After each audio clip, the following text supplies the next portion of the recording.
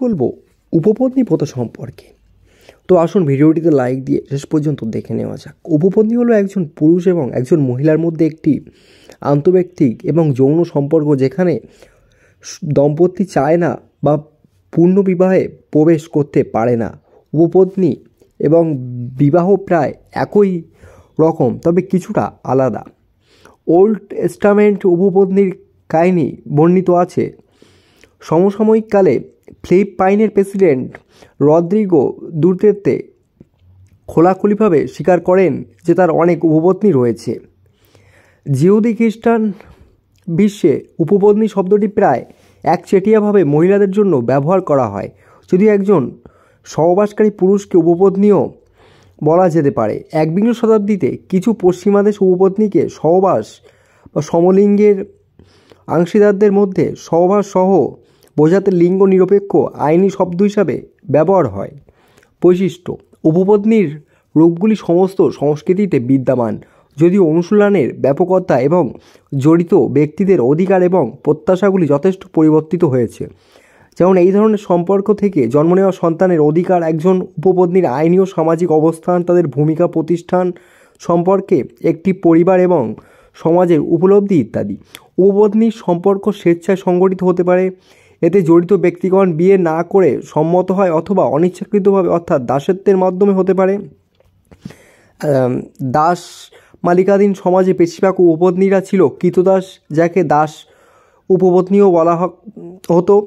মহিলা কৃতদাসদের সাথে উপপত্নীর এই প্রাতিষ্ঠানিক ক্রিয়ন ব্যাবিলনীয় সময় থেকে শুরু হয় এবং পুরো ইতিহাস জুড়ে পিতৃতান্ত্রিক সংস্কৃতিতে একটা অনুশীলন করা হয়েছে। এই কাজে জড়িত মহিলাদের মর্যাদা এবং অধিকার যাই হোক না কেন, তারা সাধারণত একজন বৈধ পত্নীর থেকে নিকৃষ্ট ছিল এবং প্রায়শই তাদের উত্তরাধিকারের অধিকার সীমিত করা হতো বা বাদ দেওয়া হতো। উপপত্নী এবং বিবাহ প্রায়শই একই রকম, তবে পারস্পরিক একচেটিয়া হিসাবে বিবেচিত হয়। অতীত সমাজের শ্রেণী, জাতিগত ও ধর্মের পার্থক্যের কারণে কোনো দম্পতি বিয়ে করতে পারত না, অথবা একজন পুরুষ বিয়ের আইনি ও আর্থিক জটিলতা এড়াতে চাইতে পারত। শ্রেণীকরণ: পণ্ডিতরা বিশ্বে প্রচলিত উপপত্নীর বিভিন্ন নিদর্শনকে শ্রেণীবদ্ধ করার চেষ্টা করেছেন। নৃবিজ্ঞান ইন্টারন্যাশনাল এনসাইক্লোপিডিয়া উপপত্নীর 4টি স্বতন্ত্র রূপ দেয়। রাজকীয় উপপত্নী: যেখানে রাজনীতি প্রয়োজনের সাথে যুক্ত ছিল, উপপত্নীরা শাসকের সহধর্মিণী হয়ে ওঠে, কূটনৈতিক সম্পর্ক গড়ে তোলে এবং রাজকীয় রক্তরেখাকে স্থায়ী করে। সাধারণ জনগণ ও যুদ্ধবন্দীদের মধ্যে থেকে ইন্দুরিয়াল উপপত্নী নির্বাচন করা হতো। এর উদাহরণগুলির মধ্যে আছে সাম্রাজ্যবাদী চীন, অটোমান সাম্রাজ্য এবং কানোর সালতানাত। অভিজাত উপপত্নী, যা পুরুষদের সামাজিক মর্যাদা বৃদ্ধি এবং আশঙ্কা পূরণের সুযোগ দেয়। এই ধরনের অধিকাংশ পুরুষ এর ইতিমধ্যে একটি স্ত্রী থাকত। পূর্ব এশিয়ার এই প্রথাটি কনফুসিয়ানিজম দ্বারা ন্যায়সঙ্গত ছিল। মুসলিম বিশ্বে উপপত্নী দাসপ্রথার সাথে সাদৃশ্যপূর্ণ। উপপত্নী হতে পারে একটি সাধারণ আইন সম্পর্কের একটি রূপ, যা একটি দম্পতিকে যারা বিয়ে করতে পারেনি বা করতে চায়নি একসঙ্গে সহবাস করতে দেয়। মধ্যযুগীয় ইউরোপ ও ঔপনিবেশিক এশিয়ার প্রচলিত ছিল। ইউরোপে কিছু পরিবার অনেক উত্তরাধিকারীর মধ্যে পারিবারিক সম্পদের বিভাজন রোধ করার জন্য ছোট ছেলেদের বিয়ে থেকে নিরুৎসাহিত করেছিল। উপপত্নীও পুরুষতান্ত্রিক ব্যবস্থায় মহিলাদের যৌন দাসত্বের একটি রূপ হিসাবে কাজ করতে পারে। এই ক্ষেত্রে উপপত্নীর সন্তানরা স্ত্রী সন্তানদের থেকে স্থায়ীভাবে নিকৃষ্ট হতে পারে। উদাহরণের মধ্যে রয়েছে মুঘল ভারত এবং চোষণ কোরিয়া। জুনিয়াস পি রদ্রিগেজ উপপত্নীর 3টি সাংস্কৃতিক নিদর্শন দিয়েছেন: এশীয়, ইসলামীয়, ইউরোপীয়। প্রাচীন তত্ত্ব: মেসোপটেমিয়ায় একজন বন্ধ্যা স্ত্রী তার স্বামীকে সন্তান ধারণের জন্য উপপত্নী হিসাবে দাস দেওয়ার প্রথা ছিল।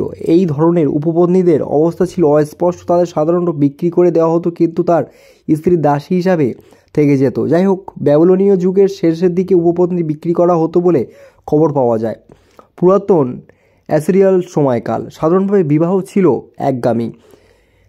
যদি বিবাহের 2 বা 3 বছর পর স্ত্রী কোনো সন্তান জন্ম না দেয়, তাহলে উত্তরাধিকারী তৈরি করার জন্য স্বামীকে একটি কৃতদাস, যাকে স্ত্রী দ্বারা বেছে দেওয়া হতো, কেনার অনুমতি দেওয়া হয়েছিল। ওই মহিলা অবশ্য কৃতদাসী থেকে যেত এবং দ্বিতীয় স্ত্রী মর্যাদা পেত না।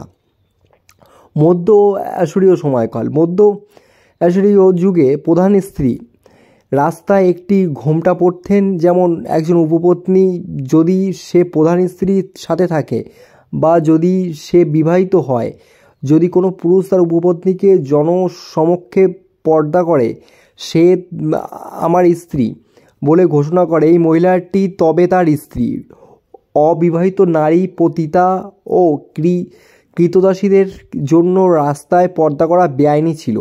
একজন উপপত্নীর সন্তানরা স্ত্রী বংশধরদের তুলনায় নিম্ন পদমর্যাদায় ছিল, কিন্তু পরবর্তীতে প্রধান স্ত্রী নিঃসন্তান থাকলে তারা উত্তরাধিকারী হতে পারত। প্রাচীন মিশর।